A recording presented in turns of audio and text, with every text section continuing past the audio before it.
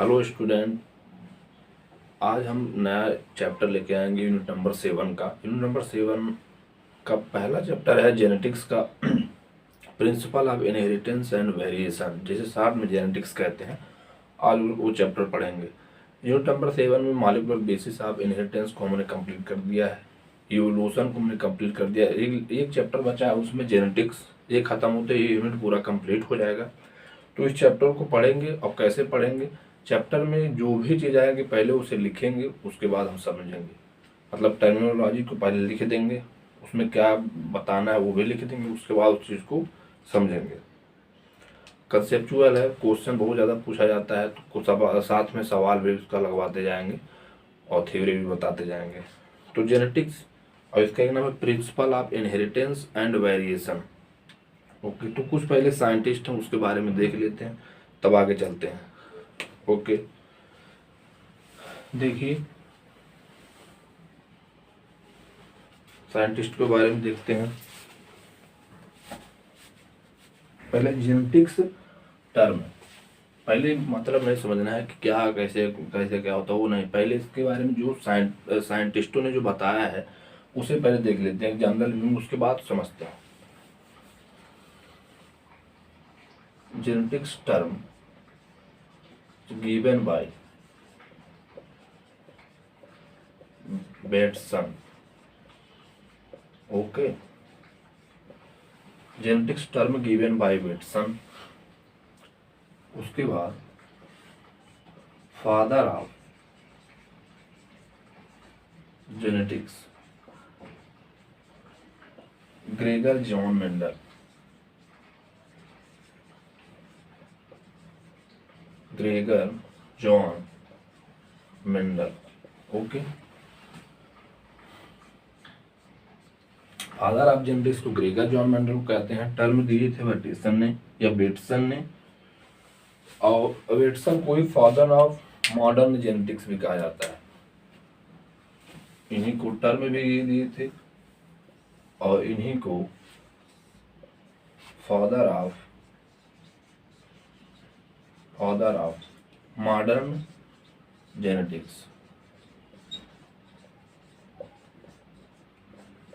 Conceptual topic है, बहुत slow पढ़ेंगे और चीज़ों को तोड़ तोड़ के पढ़ेंगे। ऐसे पूरा लाइन पहले लिख देंगे फिर उसको तोड़ तोड़ के बताएंगे, ऐसे पढ़ेंगे। Father of modern genetics Bateson. Father of genetics Gregor John Mendel, term given by Bateson. अगला father of modern father of experimental genetics.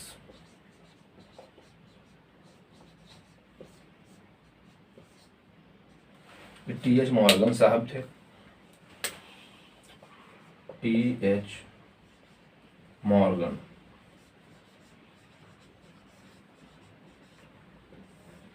ये एक्सपेरिमेंट किए थे, experiment on Drosophila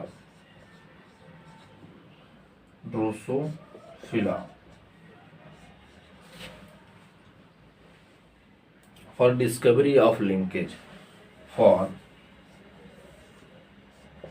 for discovery of linkage.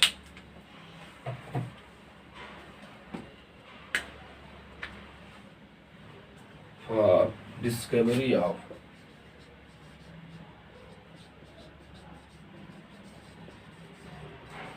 सुबह का टाइम है तो इसलिए आसपास आवाज़ें बहुत आएंगी, लेकिन कोई दिक्कत नहीं है, आवाज़ आती रहेंगी। सुबह टाइम है, अभी 7 बज रहा है। फॉर डिस्कवरी ऑफ लिंकेज, तो ये ना देखिए, जेनेटिक्स टर्म दिए थे वेटसन साहब ने, और father of genetics Gregor John Mendel के को कहा जाता है, और फादर ऑफ मॉडर्न जेनेटिक्स भी वेटसन ही है। उसके बाद father of experimental genetics T H. Morgan, जो ने एक्सपेरिमेंट किया था ड्रोसोफिला पे। उसके बाद उन्होंने डिस्कवरी की लिंकेज की। ओके, इतना देखिए।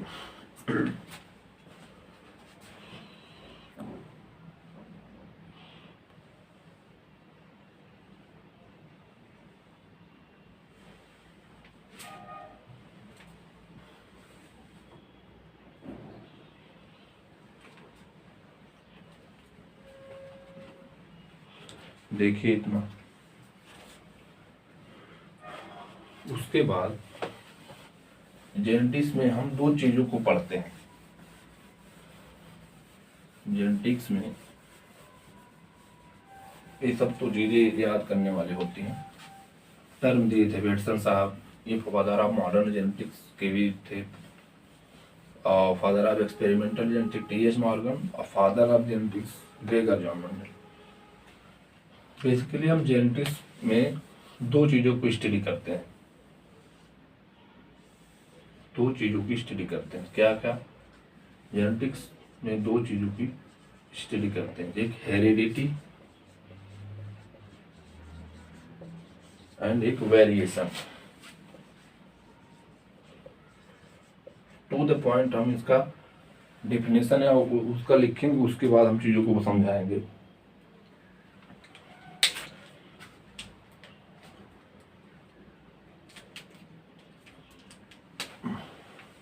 हेरिडिटी मतलब transmission of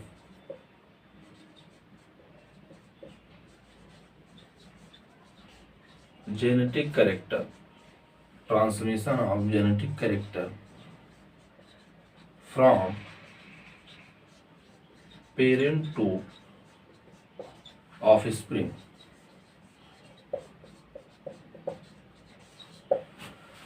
transmission of genetic character from parent to offspring, माता पिता से माता पिता के कैरेक्टर को बच्चों तक जाना, ट्रांसफर होना, उसी को कहते हैं हेरिडिटी।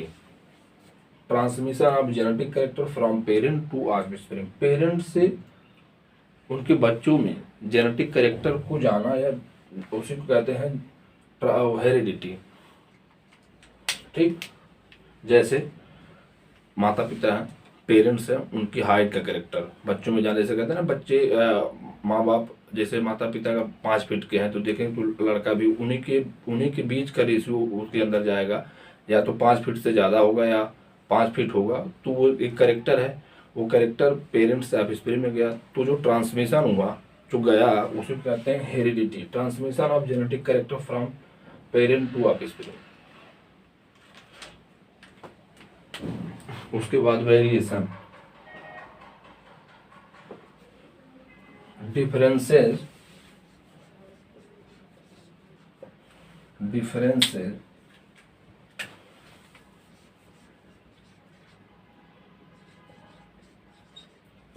सीन, डिफरेंस दिखाई देता है member of same species, seen in member of same species.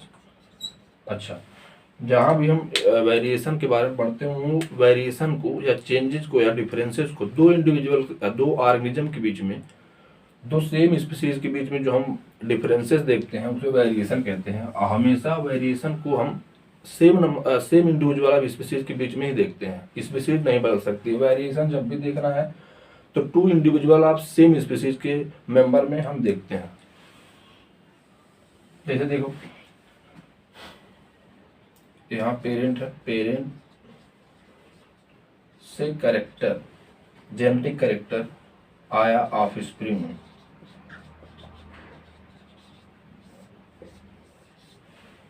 Parent से जेनेटिक कैरेक्टर आया ऑफस्प्रिंग में, इसे कहते हैं हेरिडिटी।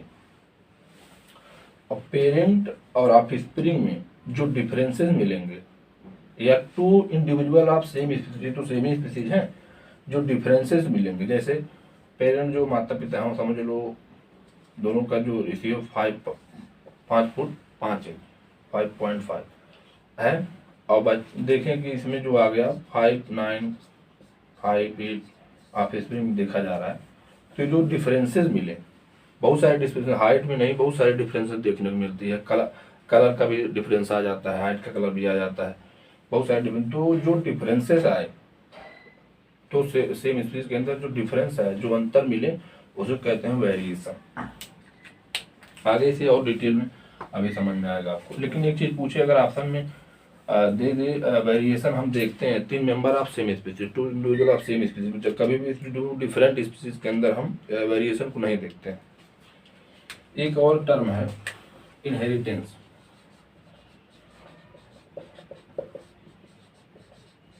इनहेरिटेंस अक्सर लगता है हेरिडिटी और इनहेरिटेंस सेम ही है, लेकिन सेम नहीं है, थोड़ा सा डिफरेंस है। वो क्या है? Mechanism of transmission of character. Mechanism of transmission of genetic character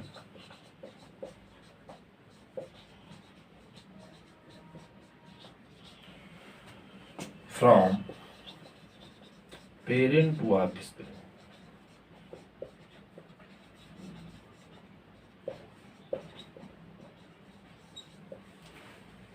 mechanism of transmission of genetic character from parent to offspring. देखिए लगभग सेम ही नजर आता है हेरिडिटी और इनहेरिटेंस के अंदर।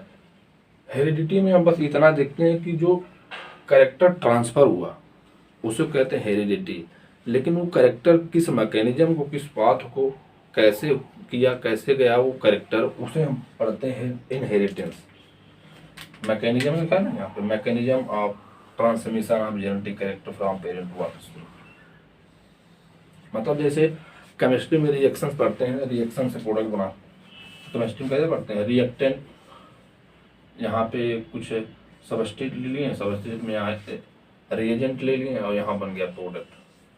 तो सबस्ट्रेट पूरा सबस्ट्रेट से प्रोडक्ट बनना या सबस्ट्रेट का कैरेक्टर उसमें जाके प्रोडक्ट में कन्वर्ट होना, ये तो हेरिडिटी। लेकिन वो किस मैकेनिज्म को फॉलो किया, जैसे पढ़ते हैं free radical mechanism, electrophilic mechanism, किस मैकेनिज्म को, क्योंकि मैकेनिज्म में हम उसके कॉम्प्लेक्सिटी को पढ़ते हैं, कैसे कैसे वो चीज़ें ट्रांसमिट हुई, किस मैकेनिज्म को फॉलो की, उसी को कहते हैं हम इनहेरिटेंस। और समझ में आया पूरा? देखिए था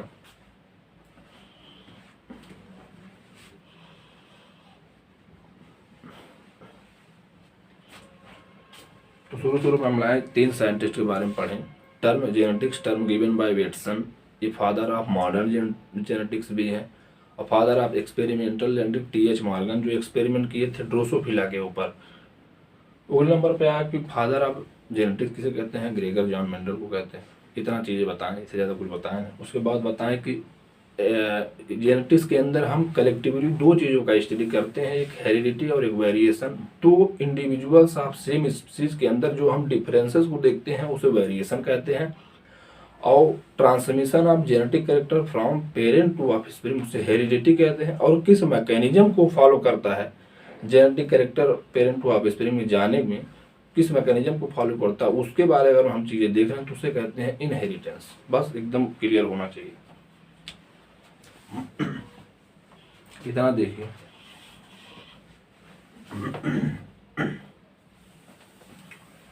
अब इस चैप्टर को शुरू करने से पहले, जैसे पहले मेंडल के बारे में पूरे एनसीईआरटी में पहले दिया है,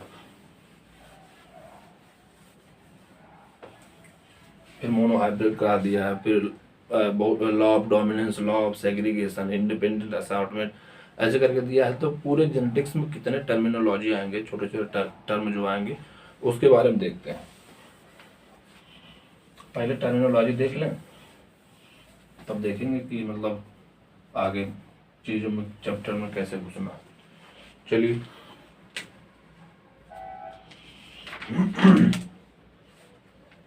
सबसे पहले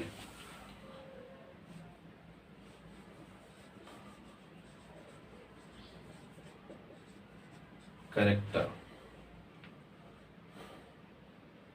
दूसरा ट्रेट। पहले इसी में हम चीज़ों को समझ लेते हैं, कैरेक्टर क्या है, ट्रेट क्या है। कैरेक्टर पहले लिखेंगे तब बताएंगे क्या है। Character any feature of organism, any feature of organism, organism के किसी फीचर को हम कैरेक्टर कहेंगे।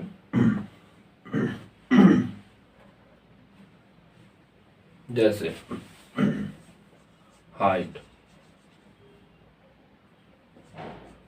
कलर, हाइट हो गया, कलर होगा, आई कलर हो गया, स्किन कलर हो गया, मतलब दो ही चीज़ें आप समझ जाएंगे, हाइट हो गया, कलर हो गया, स्किन कलर हो गया, ये सब होंगे character. Trait variable form of character, variable form of character. जैसे हाइट, लंबा होना एक कैरेक्टर है, हाइट एक कैरेक्टर है, जिसमें उसके अंदर जो वेरिएशन देखने को मिलती है, वेरिएशन कह रहे हैं, हाँ वेरिएबिलिटी जो देखने को मिलती है। जैसे हाइट में दो वेरिएशन देखने को मिलती है, टाल और ड्वार्फ। तो कैरेक्टर हाइट है, हाइट एक कैरेक्टर है जिसके दो ट्रेट हैं, जिसके दो ट्रेट है। तो height, any feature of an organism को कैरेक्टर कहते हैं हाइट, लेकिन उसके वेरिएबल फॉर्म को हम ट्रेट कहते हैं। जैसे टाल होना, ड्वार्फ होना, वो एक ट्रेट है।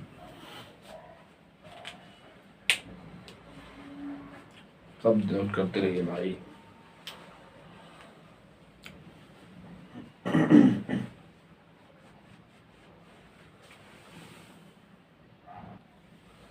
चले भाई, चले, चलो देखते। दो देख लिए, कैरेक्टर देख लिए, ट्रेट देखिए। इन फीचर ऑफ ऑर्गेनिज्म को हम कैरेक्टर कहते हैं। हाइट, कलर, ये दो कैरेक्टर हो गए। और ट्रेट मतलब वेरिएबल फॉर्म ऑफ कैरेक्टर। जैसे हाइट का दो वेरिएबल फॉर्म है, एक टाल होना, एक ड्वार्फ होना, ये दोनों ट्रेट है। ओके। तीसरे नंबर पे हम जीन। इन जनरल जब हम पढ़ते हैं जीन को तो कह देते हैं स्मॉल फ्रेगमेंट ऑफ डीएनए, उसे जीन कहते हैं, लेकिन ये कंप्लीटली ट्रू नहीं है। इसे कैसे देखा जाता है? जीन टर्म पहले दिए थे जॉनसन ने। Gene term given bye Johnson, segment of DNA तो कहते हैं सेगमेंट ऑफ डीएनए। अरे यार किससे लिख दिया?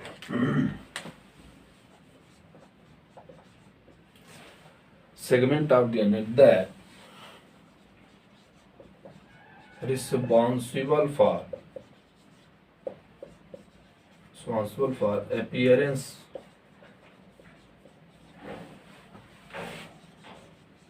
of character. segment of DNA that responsible for appearance of character, DNA का वो सेगमेंट, वह टुकड़ा जो किसी कैरेक्टर को अपीयर कराए, उसे कहते हैं हम जीन। कैसे? देखो, मान लो एक क्रोमोसोम है, मान लो क्या है, ये क्रोमोसोम के अंदर प्रेजेंट है डीएनए। अभी इसी से सब निकल जाएगा, डीएनए डबल स्टैंडर्ड डीएनए। ठीक, डीएनए के अंदर प्रेजेंट है जीन, स्मॉल फ्रेगमेंट ले लिए, ये है जीन। इसे डीएनए भी कह सकते हैं। अभी देखिए क्यों कह सकते हैं कि ये जीन है। जीन का होता है एक्सप्रेशन,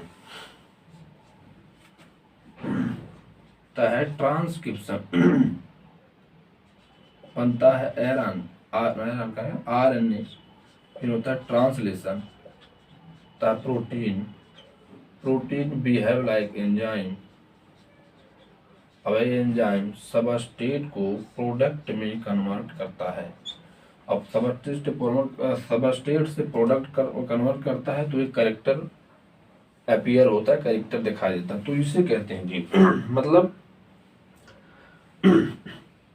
जीन उसे कहते हैं, यार बहुत गला सूखा है। जीन उसे कहते हैं segment of DNA that responsible of, जो कैरेक्टर को अपीयर कराए। जीन के वो एक्सप्रेस भी हो, कैरेक्टर पे अपीयर कराने मतलब वो एक्सप्रेस होगा तभी तो कैरेक्टर अपीयर होगा। तो जीन जो है वो एक्सप्रेस होना चाहिए। जीन ट्रांसक्रिप्शन हुआ, आरएनए ट्रांसलेशन है, प्रोटीन बिहेव लाइक एंजाइम, वो सबस्ट्रेट को प्रोडक्ट में कन्वर्ट करेगा। और कन्वर्ट करने को देखेंगे कि एक कैरेक्टर अपीयर हुआ।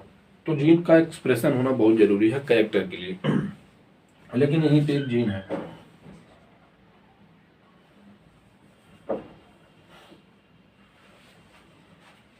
देखिए ना, अभी करेक्टर सबस्ट्रेट प्रोडक्ट बना और प्रोडक्ट में मान लो हाई टेक करेक्टर आया, एक करेक्टर कहते हैं, और यहाँ पे भी एक मान लो एक जीन है, उसमें भी एक्सप्रेशन ट्रांसक्रिप्शन आरएनए ट्रांसलेशन बने प्रोटीन, प्रोटीन भी अब लाइक एंजाइम सबस्ट्रेट प्रोडक्ट, और वो कलर को दे तो भी वो उसे जीन कहते हैं। मतलब पूरे डीएनए के अंदर जो भी टुकड़ा होगा, अगर वो एक्सप्रेस हो रहा और एक्सप्रेस हो के किसी करेक्टर को दिखा रहा है, अपीयर करा रहा है, तो उसे हम जीन बोले, मेरी तरह समझ लो।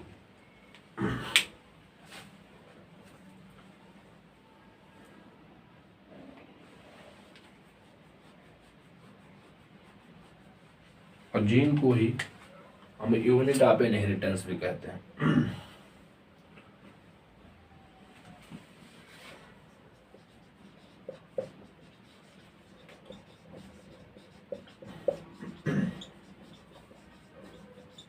ठीक,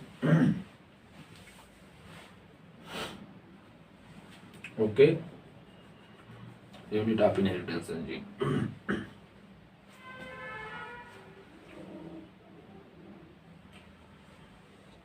एक स्टेटमेंट है, उसे हम बताते हैं, नोट 500 का। चलो पहले देखना सही है गलत। All gene are DNA but all gene are DNA but are DNA all DNA or not gene। देखिए पहले समझिए क्या लिखा है। प्यास लग गई भाई,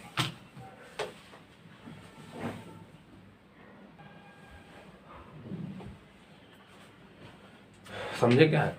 all gene are DNA, all gene are DNA, जितने भी जीन हैं वो डीएनए है, but all DNA are not gene. इसका मतलब क्या है? जैसे अभी एक क्रोमोसोम बना के दिखाएं, उसमें एक जीन किस लिए कहा है, इसे जीन क्यों कहा? क्योंकि ये जीन एक्सप्रेस होकर कैरेक्टर को दिखा रहा है, अपीयर करा रहा है।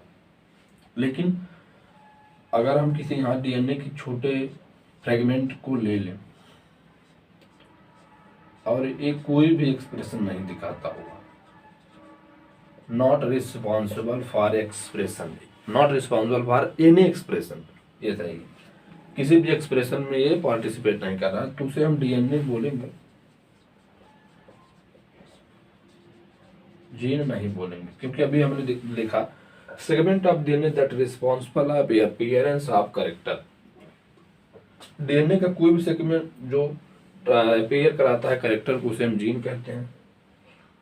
तो जहां जहां वो अपीयर कराएगा किसी कैरेक्टर को, तो उसे तो जीन बोल देंगे। लेकिन जहां जो टुकड़ा किसी कैरेक्टर को नहीं अपीयर कराएगा, तो उसे हम जीन नहीं बोलेंगे। तो ऑल जीन आर डीएनए, ये तो हो ही सकता है, कहीं भी कोई एक्सप्रेशन दिखा रहा है तो जीन हो जाएगा, जो डीएनए का पार्ट है।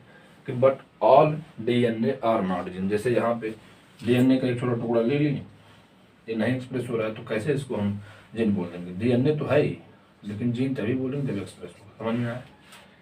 आया आया आया। देखिएगा,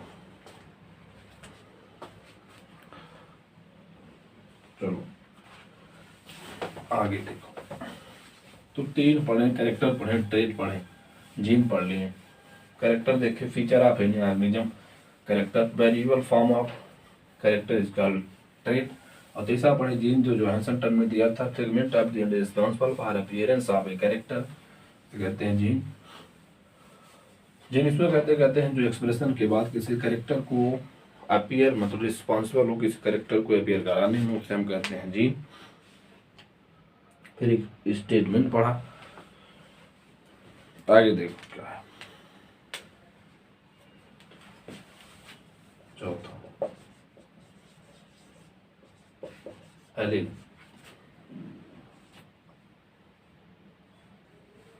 alternative form of, alternative form of a gene, उसे कहते हैं एलिल। समझ लो।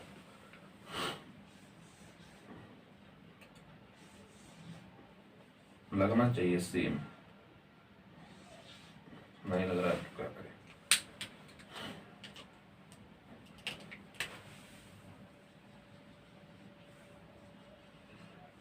ये दोनों हम बना दिए homologous chromosome. Same size, shape और साइज दोनों सेम होना चाहिए, उसे होमोलॉगस क्रोमोसोम। ये है होमोलॉगस क्रोमोसोम। और एलील को समझना है, अल्टरनेटिव फॉर्म ऑफ जीन, उसे एलील कहते हैं। समझ लो यहाँ पे एक जीन है, किसी कैरेक्टर को एक्सप्रेस करती है, जैसे हम कैपिटल टी से डिनोट कर रहे हैं। ओके, यहाँ भी एक जीन है, उसी का एक फॉर्म है। जैसे मान लो ये टी वाला एक्सप्रेस होकर टाल और ट्रेट को एक्सप्रेस कराता है, तो यहाँ पे जो इसी का जो अल्टरनेटिव फॉर्म है, एक टी है जो एक्सप्रेस नहीं होता है, ड्वार्फ को दिखाता है। मतलब ये एक्सप्रेस नहीं होता है और ये ड्वार्फ को दिखाता है। तो एक ही एलील की दो अल्टरनेटिव फॉर्म, एक टी और स्मॉल टी, तो alternative form of a gene इसका एलील। अच्छा,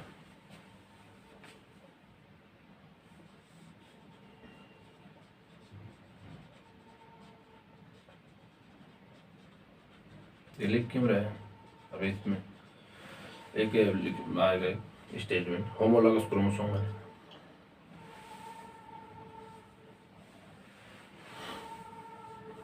ये जीन एक्सप्रेस होता है आरएनए, प्रोटीनों पे एक अपीयरेंस, एक कैरेक्टर को आता है हाइट, और हाइट में टॉल, ये वाली जीन इसे कहते हैं डोमिनेंट। और डोमिनेंट रिसेसिव क्या है अभी समझेंगे हम। ये कोई भी एक्सप्रेशन ही नहीं करता है, न आरएनए बनाता है, न प्रोटीन बनाता है, तब जाके बनता है डॉर्फ, नॉट एक्सप्रेस्ड, इसे कहते हैं रिसेसिव। आगे समझेंगे, इसलिए बहुत रफली लिखे हैं। अच्छा, एक चीज और बता दें, जैसे जीन है अल्टरनेटिव फॉर्म ऑफ जीन, उसे कहते हैं एलील। इस एलील का जो अल्टरनेटिव फॉर्म है वो किसी और लोकस पे नहीं दिखाई, मतलब कि ये वाला यहाँ नहीं होगा, यहाँ नहीं होगा, उसके ठीक सामने होगा। लोकस सेम होना चाहिए, मतलब पोजीशन। तो इसके लिए एक statement, allele present on, allele present at same locus on homologous chromosome.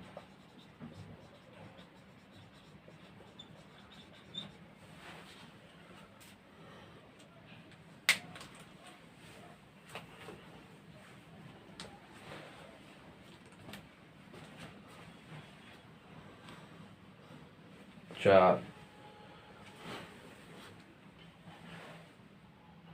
चलो चार टर्मिनोलॉजी है, होमो जाएगा, सेप्टो जाएगा, फेनोटाइप, जीनोटाइप।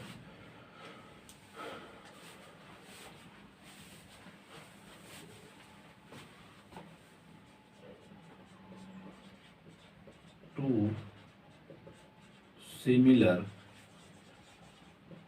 एलील प्रेजेंट लिखे हैं, two similar allele present in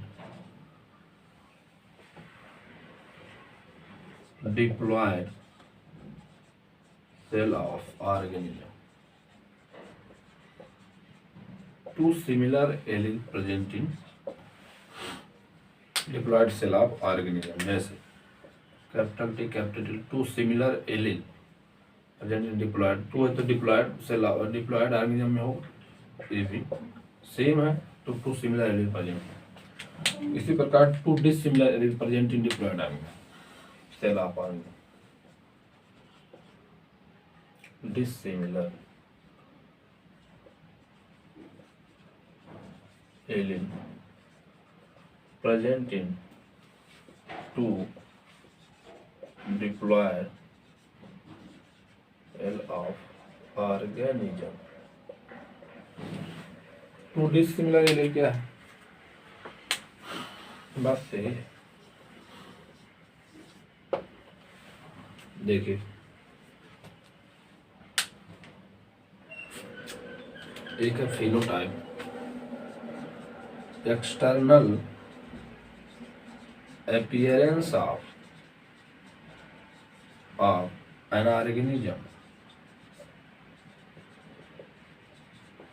external appearance of an organism, इसे कहते हैं फिनोटाइप। जैसे किसी जब आप क्रॉस कराएंगे, क्रॉस कराने के बाद जो दिखेगा, अब तो कहेंगे जीनोटाइप देखो, वो कहाँ दिखता है, वो तो आप बताते हैं ना जीनोटाइप को देख के, फिर फिनोटाइप को देख के। अच्छा, जीनोटाइप देख के चलो देखेंगे बाद में। टाल और डॉल, ये तो आपको सामने दिखता है, एकदम लंबा है छोटा है, इसे कहते हैं phenotype. External appearance of A organism, उसे कहते हैं phenotype.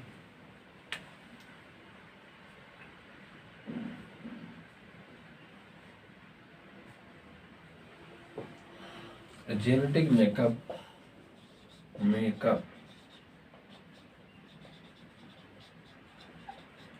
genetic makeup for a particular character,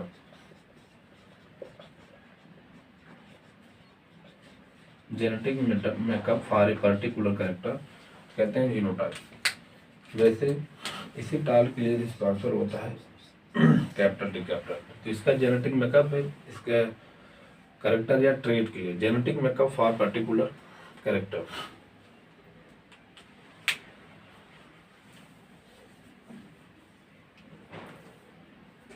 ठीक है, देखिए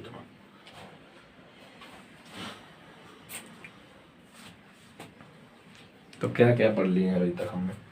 पहले साइंटिस्ट के बारे में देखें, उसके बाद पहले साइंटिस्ट के बारे में देख लिए, उसके बाद हमने टर्मिनोलॉजी पढ़ा, कैरेक्टर देख लिया, ट्रेट देख लिया, कैरेक्टर देखा, ट्रेट देखा, जीन देखा, फिनोटाइप, जीनोटाइप, होमोजाइगस, हेट्रोजाइगस, बस इतना ही देखा। होमोजाइगस, हेट्रोजाइगस भी देख लिया। चलो बहुत कम देखें, तेज करते हैं थोड़ा, फास्ट स्पीड, तीन या चार और बताने।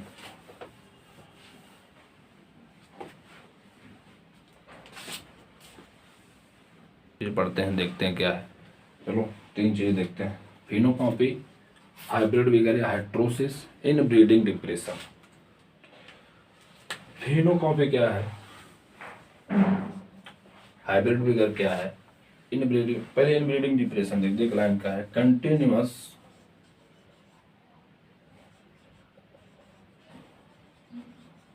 सेल्फ पॉलिनेशन, बस कंटिन्यूअस सेल्फ पॉलिनेशन को कहते हैं इनब्रीडिंग डिप्रेशन। उसके पहले फिनोकॉपी। अच्छा, इसी भी देख लेते हैं हाइब्रिड विगर क्या,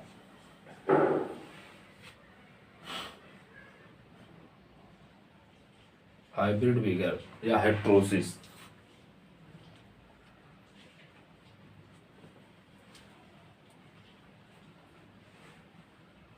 क्या है,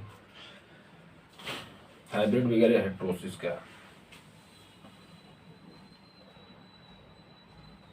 offspring superior than their parents।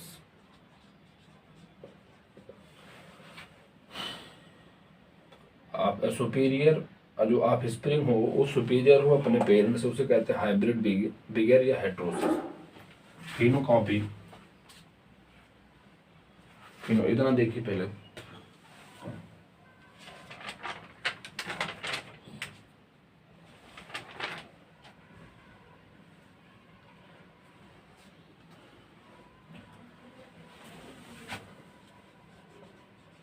When two genotype present at two different environmental condition,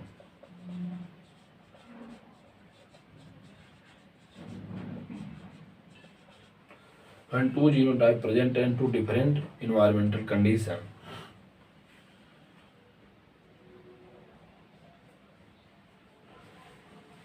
When two genotype present on different environmental condition and develop similar phenotype, इसे कहते हैं फेनोकॉपी। जैसे डिफरेंट इन्वायरमेंटल कंडीशन होता है ना,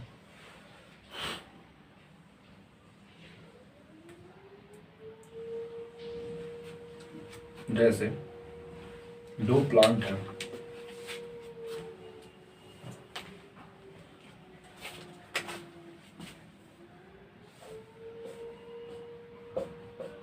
एक प्लांट टाल है, इसके लिए रिस्पॉन्सिबल होगा कैपिटल टी, ये स्मॉल है, तो इसके लिए रिस्पॉन्सिबल होगा स्मॉल टी, ठीक है। और इनका जीनोटाइप भी सेम अलग है, डॉर्फ है, पहले समझ लो। When two genotype present in different environmental condition, दोनों अलग अलग इन्वायरमेंट कंडीशन में जीनोटाइप भी अलग है, लेकिन डेवलप सिमिलर फिनोटाइप कैसे, उसे कहते हैं फिनोटाइप। ये अपने से करवाया जाता है। सिमिलर फिनोटाइप अगर डेवलप हो रहा है तो ये खुद करवाया जाता है, क्योंकि क्या करें, डॉर्फ वाले पे एक होता है प्लांट ग्रोथ एंड डेवलपमेंट, जब पढ़ेंगे प्लांट फिजियोलॉजी सबसे लास्ट चैप्टर, तो उसमें एक होता है ग्रोथ हार्मोन, जिसे कहते हैं जिब्रेलिक एसिड या जिब्रेलिन। जिब्रेलिन का इसके ऊपर अगर छिड़काव कर देंगे, डस्टिंग कर देंगे, तो डॉर्फ वाला टॉल हो जाता है। मतलब ये फिनोटाइप स्मॉल में रखते हुए भी ये टॉल हो जाता है। टॉल मतलब इतना हो जाता है। तो when two genotype present in different environmental condition and develop similar phenotype, similar phenotype कैसे दिखाने लगता है, दोनों टॉल कैसे हो जाते हैं, वो जिब्रेलिक एसिड का डस्टिंग करने से, स्प्रेड आउट करने से, छिड़काव करने से। यहाँ क्या है, offspring superior than parents, मान लो ये फादर मदर, ऑफ स्प्रिंग आई, कोई भी बना समझ लो।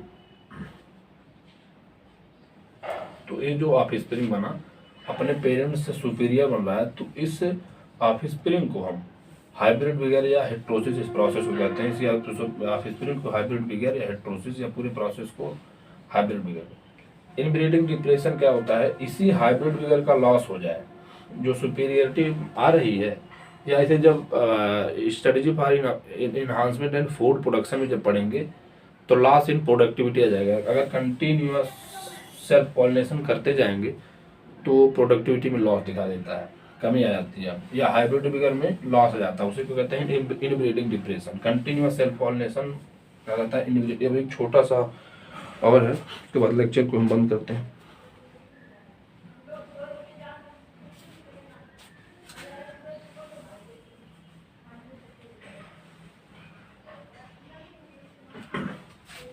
जीनोम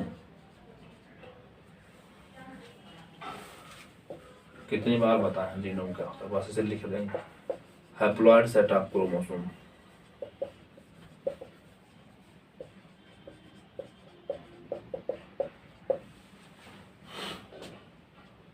जीनोम देखिए, अरे भाई कितना फंस रहा है।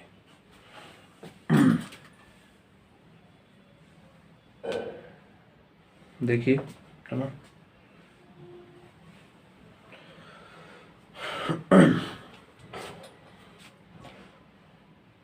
कितना हो गया, कैरेक्टर बता दिए, ट्रेड बता दिए, जीन बता दिए, एलील बता दिए, homozygous heterozygous, phenotype genotype, phenocopy, hybrid vigour heterosis, inbreeding depression, genome segregation, disjunction बताना है, इंडिपेंडेंट असॉर्टमेंट और लिंकेज।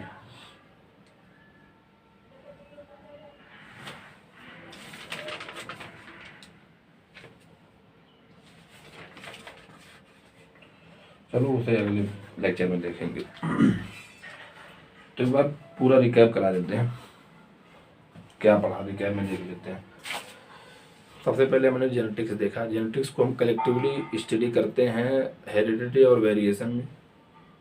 टर्म वेटसन साहब फादर ऑफ मॉडर्न जेनेटिक्स कहते हैं। जेनेटिक्स के फादर हैं Gregor John Mendel, experimental TH. Morgan. उसके बाद जेनेटिक्स में दो चीज़ों को स्टडी करते हैं, हेरिडिटी और वेरिएशन। ये भी हमने देख लिया। Heredity transmission of character from parent to offspring heredity, और जो पेरेंट और ऑफस्प्रिंग या दो इंडिविजुअल ऑफ सेम स्पीशीज के बीच में जो जो चेंजेस देखने मिलते हैं, डिफरेंसेस देखने को मिलते हैं, उसे वेरिएशन कहते हैं। लेकिन जो मैकेनिज्म होता है ट्रांसमिशन का, कैरेक्टर कैसे जा रहा है, कैसे ट्रांसमिट हो रहा है, उसे इनहेरिटेंस कहेंगे। उसके बाद हमारे टर्मिनोलॉजी पढ़े, पहले पढ़ा बहुत सारी चीज़ें पढ़े, जीन पढ़ा, एलील पढ़ा, कैरेक्टर पढ़ा, ट्रेट पढ़ा, phenotype, genotype, homozygous, heterozygous, phenocopy, hybrid vigour या इनब्रीडिंग डिप्रेशन। चलो अब ठीक है, देखते हैं अगले नेक्स्ट। ओके।